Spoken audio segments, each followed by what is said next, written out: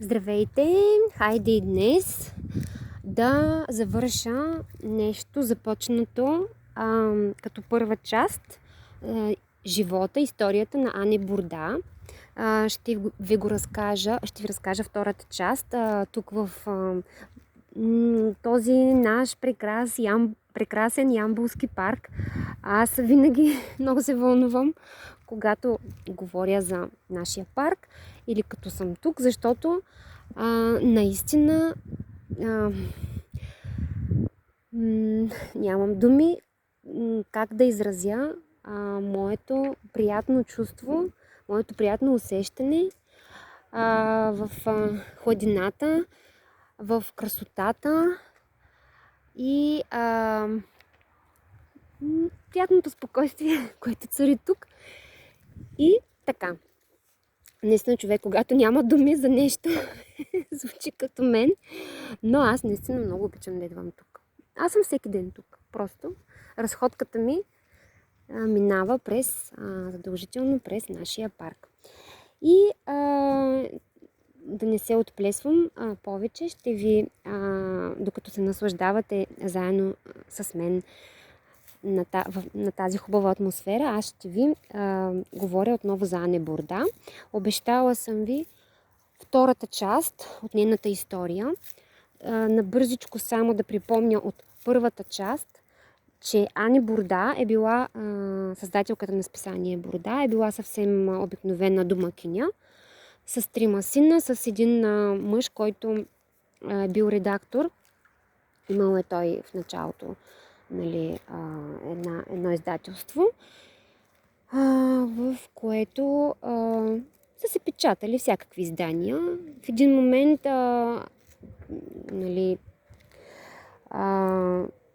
Ани Бурда научава, че след като му ражда 3 сина и така имат едно много хубаво семейство, тя научава, че той има връзка с секретарката си.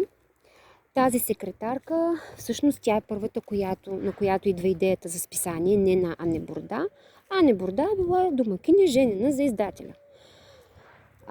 Първата идея идва на секретарката им, но когато Ани Бурда научава за тяхната връзка и че мъжът ѝ е обещал да издава списанието, че ѝ е обещал доста апетитни неща, като договор и така нататък, Ани Бурда побеснява буквално и му поставя ултиматум.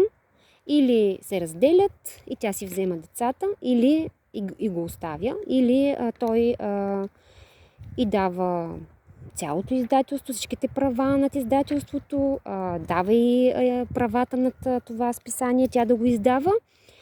И той пък отстъпва и се съгласява, защото явно семейството му е било наистина много ценно и хубаво, въпреки че той има от секретарката си дете, и то дъщеря.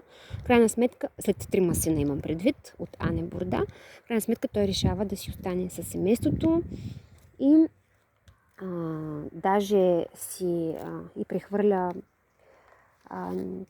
имуществото, така си го разделят поравно, а той дава правата над издаването на това списание. Това най-общо казано, може да гледате първата част на разказа за Ани Бурда. Там по-подробно съм обяснила. Но какво се случва след като тя от обикновена домакиня решава да вземе централна роля в издателството и да започне да издава това списание? Значи, през януари 1950 година, след като тя се заема с идеята за списанието, излиза и първия брой на Бурда моден. 1950 година. Първоначално тиража е бил 100 000 екземпляра. Защо това списание бива бързо разграбено и бързо му се понася славата за така интересно модно списание? Защото това са едни следвоенни години и в такива бедни следвоенни години тъкмо това списание предлага нещо много безценно. А именно красиви, удобни модели, на всичкото отгоре не само представени, а и кройките към тях. Всъщност до тогава такова нещо не е имало.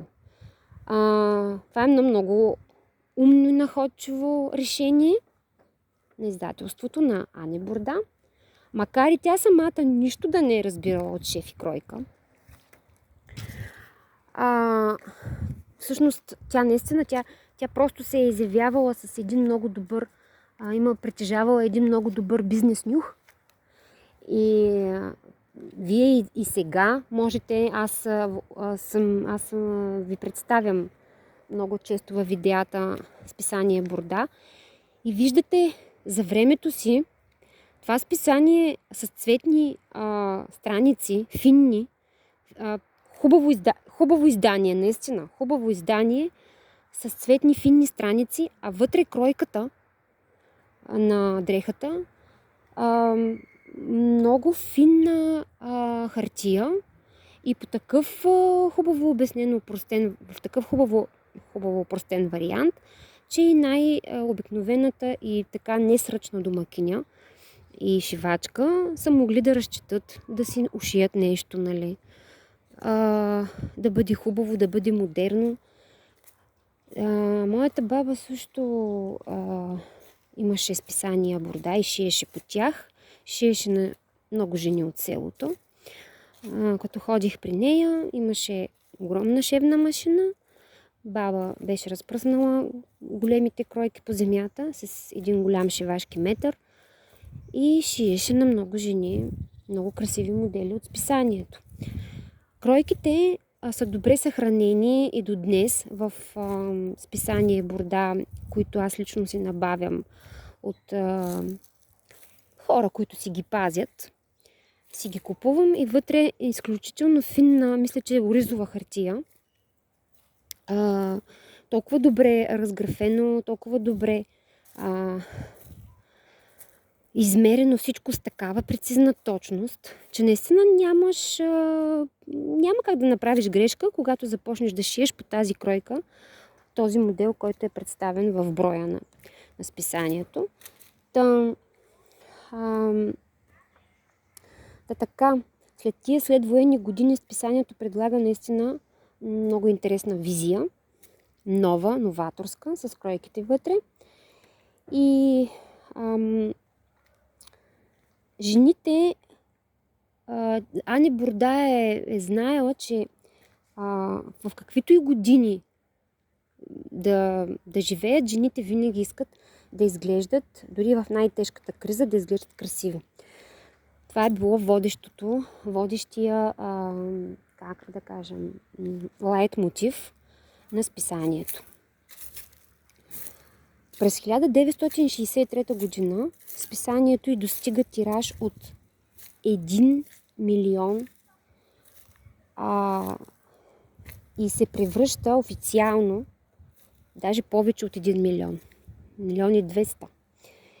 И се превръща официално в най-популярното списание в света.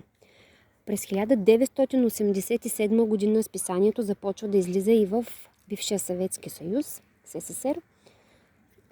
И тогавашният министър на външните работи на Германия, Ханс Дитрих Геншер, казва за Бурда, че нейният принос за руско-германските отношения, забележете, е колкото на 3 посланници германски взети заедно.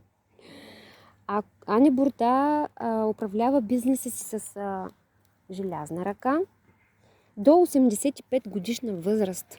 Чест и почитание към тази дама. Респект за нейното усърдие, за модерната визия, за пробива на световния пазар. В днешно време имаме такива примери също, но за тогавашното време с скромните възможности, които са имали в едно обикновено издателство, това е било нечуван и невиждан успех. Тя умира в родния си град Офенбург. Интересно, че издателството носещо нейното име, след това се управлява от малкия и най-любим син Хуберт и все още се помещава в града. На мене лично би ми било изключително интересно, ако някой ден имам възможност да отида до Офенбург, да видя издателството, което е било родното място на списание Бурда. Би ми било изключително хубаво, ако мога някой ден да отида и да видя. Половината от жителите в този град са работили за списанието и то от поколения. Списанието на Ане Бурда излиза в почти 100 страни в целия свят. Не е лошо наследство за една посредствена, обикновена в началото домакиня. Така че, мили хора, това е историята на Ане Бурда. Кратка история, породена от любов, след това от изневяра, след това от една голяма промяна за една жена, която в началото просто си е гледала децата. Била е съвсем нормална като нас, жена, гледаща си децата. И поради, за съжаление, пък така неприятни стечения на обстоятелствата се ражда една модна рожба, която до ден днешен е олицетворение на вкус, стил, изисканост и се пазят в много добро състояние. Някои хора си ги пазят до ден днешен. Лично аз притежавам доста списания Бурда в отлично състояние и може да се ушие една прекрасна дреха. Аз също в момента се уча все още на шеф и кройка. Признавам си, че и аз като Ане Бурда нищо не разбирам от шеф и кройка. Разбирам от стил, разбирам от съчетаване на дрехи, от светознание, дизайн. Мога да ви дам съвети за фигура, но от шеф и кройка тепърва започвам и аз да се уча. Скоро ще ви направя клип с първата машина, шевна машина, която вече имам, която ми подариха моите брат и сестра. За сега я гледам така и си го така навие, нали, за мен. Надявам се с нея да почнем да се разбираме на ти, но ще ми трябват някакви уроци или някакъв опит практически. Не мисля да шия дрехи, но ако реша да си ушия чанта или калъвка или обикновени неща, да си поправя някаква дреха, да я преправя, да мога и да знам и това. Защото ме влече. Ето още красота. Сега ще мина с вас покрай тук водата, за да видите водните лилии колко са красиви. Когато нещо ви влече, обърнете внимание дали било някакъв курс или било някаква идея или гледка. Там може да се крие разковничето на това с какво може да се занимавате, какво да смените като дейност. Никога не оставайте да бъдете на място, което не ви носи удовлетворение. Не ходете някъде само защото трябва, а защото го искате. Правете ежедневието си, дните си красиви. Четете, научавайте постоянно нови неща. В това е разковничето за по-добър живот, за по-стойностен, за по-смислен живот. Аз се занимавам с ръчна украса, ръчна изработка, с картини. Рисувам от 12 години се занимавам с това. Носи ми много и ми е донесло и ми носи много радост. Сега, отскоро, реших да наблегна на модата. Тя винаги ме е интересувала, винаги ме е привличала, но ето, че обогатявам всеки ден своите знания.